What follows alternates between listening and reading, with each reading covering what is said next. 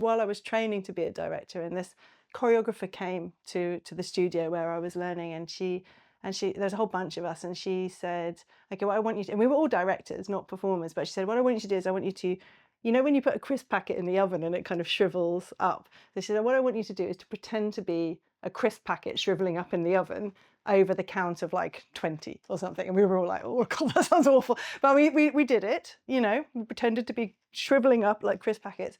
And then we all did it together. There was about sort of 20 of us, and we all, 10 of us or something. We all sort of stood in a row and we all shriveled up like crisp packets together.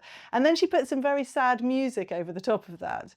And then, you know, we took turns sort of standing outside and watching the effect of this. And it was incredibly moving. It was incredibly sad, you know, this image of people just crumpling in what seemed to be despair, you know, like the purest kind of despair. Whereas in their minds, all they were doing was looking like crisp packets crumpling up. And I always thought that was a very brilliant example of the way that what can happen on stage might be nothing to do with what the actor's really trying to feel, or the performer's trying to feel, but what it produces in the audience is a very profound and moving experience. And yeah, so that sort of really, I think, sort of cemented that idea that there is this sometimes disconnect and sometimes very dynamic relationship between insides and outsides that happens in theatrical space that I think also happens in all of our encounters with one another.